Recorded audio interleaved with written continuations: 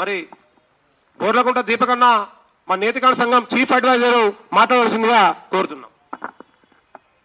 పెద్దలు ఎంఆర్పిఎస్ వ్యవస్థాపక అధ్యక్షులు గౌరవనీయులు పద్మశ్రీ మందకృష్ణన్న గారికి, మాజీ పార్లమెంట్ సభ్యులు పెద్దపల్లి గౌరవ బుర్లకుంట వెంకటేష్ నేత గారికి, నేతకాని మహా సంక్షేమ సంఘం రాష్ట్ర అధ్యక్షులు దుర్గం రాజేష్ గారికి, మహిళా అధ్యక్షురాలు సర్పే సోంబాయి గారికి, మరియు గాయకులు దరువేలన్న కానీ మిగతా సోదరులందరికీ జైభీం తెలియజేసుకుంటూ, అనేక సంవత్సరాలుగా వర్గీకరణ ఉద్యమం గౌరవ మందకృష్ణన్న గారి ఆధ్వర్యంలో ఈ వర్గీకరణ యుద్ధంలో గతంలో మేము కూడా ఒకరికొకరు మరి ఎదురుగా వర్గీకరణ ఉద్యమంలో అమర నిరాదీక్ష చేసి, మరి నేను ఉస్మానియా హాస్పిటల్లో, అన్నగారు గాంధీ హాస్పిటల్లో నిరాదీక్ష అమర నిరాదీక్ష చేశాం. కానీ ఈరోజు మేము చేసినటువంటి ఆ నిరాహార దీక్షలు ఏవైతే ఉన్నాయో, ఉద్యమాలు ఏమైతే ఉన్నాయో, సామాజిక ఉద్యమాలు కానీ ఇదే ప్రెస్ క్లబ్లో అనేక ఉద్యమాలు మరి కృష్ణన్న మేము కలిసి చేసినటువంటి సందర్భాలు తెలుసు. ఈరోజు ఎస్సీ వర్గీకరణ విషయానికి వస్తే సుప్రీంకోర్టు తీర్పు మొన్న వెలువడింది.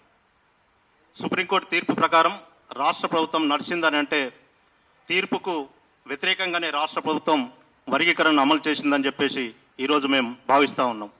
ముఖ్యంగా అనేకటువంటి ఎస్సీలలో ఉన్నటువంటి 59 ఉపకులాలలో మాది ఉపకులం కాదు, మాది నేతకాని అనేది ఒక కులం. కాబట్టి మీరు చూస్తున్నారు 3వ గ్రూప్లో సి కేటగిరీలో దాంట్లో ఉన్నటువంటి 26 ఉపకులాలలో మా నేతకాని కూడా దాంట్లో చేర్చడం జరిగింది. మేమే 10 లక్షలు ఉంటే 17 లక్షలు ఉంటే మాదిగా మాల తర్వాత నేతకానీలు కాదు, 10 లక్షలు మేముంటే 10 లక్షలు తీసేస్తే 17 లక్షలలో 7 లక్షలు ఉంటారు వాళ్ళు మాలలు.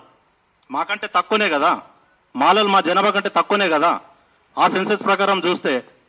కానీ అన్యాయం జరిగింది కాబట్టి అది ప్రభుత్వానికి కూడా తెలుసు. గౌరవ పెద్దల సమక్షంలో నేను ఈ సందర్భంగా, వేదిక సందర్భంగా రాష్ట్ర ముఖ్యమంత్రి గారికి ఒక వారం గడువు ఇస్తున్నా. ముఖ్యమంత్రి గారు మా నేతకాని సమాజాన్ని గుర్తించి జనాభా తమాష ప్రకారం ఒక వారం లోపల మాకు ప్రత్యేకమైనటువంటి కేటగిరీ కేటాయించి మాకు రిజర్వేషన్ కేటాయిస్తావా, లేకపోతే వారం తర్వాత ఏ క్షణమైనా నీ గాంధీ భవన్ తగలబెడతామని చెప్పేసి ఈ సందర్భంగా మేము తెలియజేస్తా ఉన్నాం. ఇది చూసుకో. ఇది షమీమ్ అఖ్తర్ గారికి కూడా నేను ఈ వేదిక ద్వారా నేను విజ్ఞప్తి చేస్తున్నా. నీ నివేదిక తప్పుడు, ఎవరికి అమ్ముడుపోయావో తెలియదు కానీ నీ మీద కూడా హైకోర్టులో కాదు సుప్రీంకోర్టులో రాజ్యాంగానికి విరుద్ధంగా ఏ విధంగా రిపోర్ట్ ఇచ్చావో నీ మీద కూడా న్యాయ పోరాటానికి మేము సిద్ధపడతామని చెప్పేసి ఈ సందర్భంగా నీకు కూడా హెచ్చరిక చేస్తున్నా. కాబట్టి పెద్దలంతా మాకు తెలిసి ఇలా 1,33,000 అంటున్నారు. 1,33,000 నేతకానీలు, మా 10 లక్షలు మీకు కనబడలేదా? ఒకసారి ఎమ్మెల్యే ఇచ్చారు మీ కాంగ్రెస్ పార్టీ, మా అన్నగారికి చెన్నూరు నుంచి ఎంపీ అయ్యారు, ఎమ్మెల్యేలు అయ్యారు.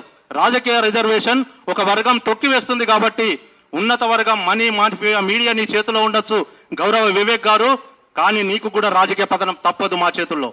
ఒకటి గుర్తుపెట్టుకో, ఎవరైతే అనుగవేస్తావో డాక్టర్ బాబాసాహెబ్ అంబేద్కర్ గారి ఆశయం ప్రకారం మేము తప్పకుండా రాజ్యాంగ ప్రకారం నడుస్తాం, మీకు పతనం తప్పది. కాబట్టి ఈ సందర్భంగా నేను ఒకటే వివరిస్తున్నా, మా నేతకాని కులానికి అన్యాయం జరిగింది కాబట్టి వారం రోజులు ఈ ప్రభుత్వానికి గడువు ఇస్తున్నా. వారం తర్వాత ఇక చూసుకో రేవంత్ రెడ్డి, నువ్వా నేనా తేల్చుకున్నాడే. కాబట్టి మాకు న్యాయం చేస్తావా లేదా? ఈ సందర్భంగా పెద్దలు గౌరవ కృష్ణన్న గారు మొన్న కూడా ప్రెస్ మీట్ లో మాట్లాడి మా నేతకాని సమాజం గురించి పెద్దలు వెంకటేష్ అన్నతోని కలిసి మాట్లాడిన తర్వాత ఈ రోజు భ్రమల పడింది. నువ్వు భ్రమల పడడం కాదు, మాకు డైరెక్ట్ నీ వివరణ కావాలి. బస్ వారం లోపల ఇస్తావా లేకుంటే చూసుకుందాం. ధన్యవాదాలు. గౌరవనీయులు, ఈరోజు నేతకానీలకు జరిగినటువంటి